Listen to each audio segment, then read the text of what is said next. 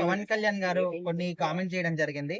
మన ఇండియాలో ఉంటూ ఎవరైతే పాకిస్తాన్ సపోర్ట్ గా మాట్లాడుతున్నారో ఇక్కడ ఉండడం ఎందుకు అక్కడికే వెళ్ళిపోండి అని అంటారు. సో మరి ఈ వర్డ్స్ కి మీరు సపోర్ట్ చేస్తారా? సపోర్ట్ అంటే ప్రతి ఒక్కరు అలా. ఉమ్, సో మరి ఇక్కడ మీరు పబ్లిక్ చేసేది అయితే ఒక ఒక ఒక మతానికి సంబంధించిన అనే విధంగా మీరు పబ్లిక్ చేస్తారు. అది తప్పు. అన్ని మతాల వాళ్ళు ఉన్నారు పాకిస్తాన్ కి సపోర్ట్ చేసే వాళ్ళు. మరి వాళ్ళందరూ వెళ్ళిపోవాల్సి వస్తుంది. అందరూ వెళ్ళిపోతారా? సో మీరేంటంటే మీడియా తరఫున ఎట్లా పోతుందంటే ఓన్లీ ముస్లిం ముస్లిం ముస్లిం అన్నట్టు తీసుకొస్తున్నారు. ముస్లిం ఒక్కలే అన్నారు, చాలా మంది అన్నారు. కాంగ్రెస్ పార్టీ కార్యకర్తలు అన్నారు, అందరు హిందువులు ఉన్నారు, క్రిస్టియన్స్ కూడా ఉన్నారు. సో ఎవరైతే సపోర్ట్ చేస్తారో వాళ్ళందరికీ హ్యాపీగా వెళ్ళిపోవాలనుకుంటే వెళ్ళిపోవచ్చు. ఆయన ఏం బలవంతం చేస్తున్నాడు. మీరు అలా సపోర్ట్ చేస్తున్నారు కాబట్టి వెళ్ళిపోవాలనుకుంటే వెళ్ళిపోండి.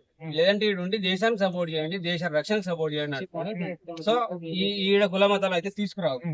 అన్ని మతాల అన్ని పార్టీల వాళ్ళు ఉన్నారు, అన్ని కుల మతాల వాళ్ళు ఉన్నారు కాబట్టి అందరికి పోవాల్సింది మీరు అట్లా అనుకుంటే. అన్న ఒకప్పుడు కాంగ్రెస్ ఎమ్మెల్సీ అద్దంకి దయాకర్ ఆయన పేరు. సో ఆయన ఏమన్నాడంటే నేను పాకిస్తాన్ ని ప్రేమిస్తా, మీకు అందరికి శత్రువు అయితే నాకు కూడా అవ్వాల్సిన అవసరం లేదు కానీ. సో వాటికే కౌంటర్ గా ఈయన మాట్లాడినట్టు తెలుస్తుంది. సో మరి ఇక్కడ ఉండి అక్కడ వాళ్ళకి సపోర్ట్ గా మాట్లాడే వాళ్ళకి మీరు ఏం చెప్తారు? అదే ఇప్పుడు అన్నాడు కదా, పవన్ అన్న అన్నాడు అంటున్నారు కదా, పాకిస్తాన్ ప్రేమించే వాళ్ళందరూ అడిగి వెళ్ళిపోండి అని చెప్పేసి. మీరు వెళ్ళి ఇప్పుడు డైరెక్ట్ మీడియా తరఫున మీరు వెళ్ళి కానీ లేదంటే పబ్లిక్ కానీ నాలంటోళ్ళు కానీ అద్దంకి దయాకర్ సార్ దగ్గరికి వెళ్ళి సార్ మీరు పాకిస్తాన్ వెళ్ళిపోండి అని ఎవరైనా చెప్పగలుగుతారా? చెప్పరు. ఎందుకు?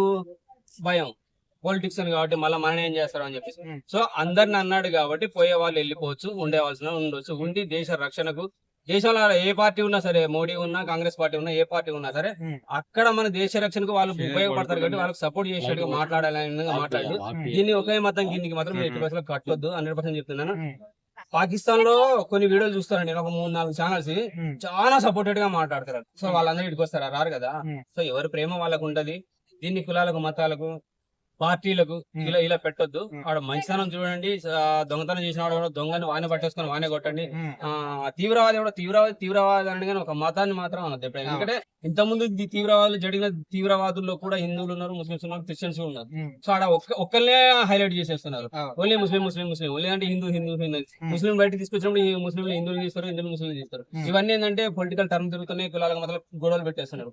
అక్కడ పాకిస్తాన్ లో కూడా చాలా వీడియోలు చూసినా చాలా బాగా అనిపించేస్తుంది. ముస్లిం అమ్మాయిలు ముస్లిం అబ్బాయిలు చేపిస్తూ ఉంటారు వీడియోలు. మన మీద ఎంత ప్రేమ ఉందనేది, సో మన స్టడీ ఎంత బాగుందని చాలా చూపిస్తుంటారు.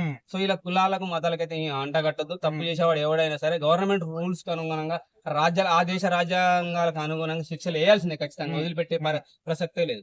ఓకే అన్న, ఇప్పుడు నార్మల్ గా ఏ రాజకీయ నాయకుడైనా కూడా మాటల వరకే ఉంటారు, చేతులు ఎవరు చేయరు. అయితే ఈ రోజు పవన్ కళ్యాణ్ గారు ఎవరైతే కాశ్మీర్ లో చనిపోయారో ఆంధ్ర వాళ్ళు 2 ఉన్నారు. సో అందులో ఒక కుటుంబానికి 50 లక్షలు ఆన్ స్పాట్ ప్రకటించారు. సో మరి ఆయన తీసుకున్న నిర్ణయానికి మీరు ఏం చెప్తారు? మంచిదే. కాకపోతే ఆడ తీవ్రవాదులు దాడి జరిపోయిన వాళ్ళు 26+2 28 మెంబర్స్ ఉన్నారు. అందులో ఒక ముస్లిం ఉన్నాడు, ఒక క్రిస్టియన్ ఉన్నాడు.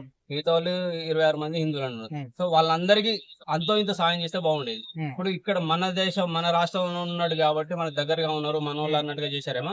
ఆడకి కూడా వెళ్ళి అక్కడ సిచ్యువేషన్ చూసి అక్కడ లోకల్ లో ఒక ముస్లిం చనిపోయాడు, ఇంకో క్రిస్టియన్ వేరే రాష్ట్రం అతను కావచ్చు, అతనికి కూడా సాయం చేయాలి. వాటి కుటుంబ పరిస్థితులు తెలుసుకోవాలి. అక్కడ రక్షణ ఎందుకు లేదో లోకల్ గవర్నమెంట్ తో కూడా మాట్లాడి, ముస్లిం ముఖ్యమంత్రి గారు ఉన్నారు, ఆయన కూడా ఒక విధంగా నాదే తప్ప అన్నట్టుగా కూడా మాట్లాడు. అక్కడ ముఖ్యమంత్రి వాయిస్ కూడా నేను చూసాను, విన్నాను, వీడియో కూడా చూసాను. అతనితో కలిసి మాట్లాడచ్చు. ఎందుకంటే మోడీ పక్కన లెఫ్ట్ హ్యాండ్ రైట్ హ్యాండ్ లాగా పవన్ అన్న ఉంటున్నాడు కాబట్టి. సో అక్కడికి వెళ్ళి ఆయన ముఖ్యమంత్రితో కలిసి మాట్లాడే అవకాశం కూడా పవన్ అనుకుంటుంది. ఖచ్చితంగా ఆడికి వెళ్ళి అక్కడ పరిస్థితులు అబ్జర్వ్ చేసి చూసి 26 అని కదా 28 మెంబర్స్ కి అందరికి సాయం చేయాలి.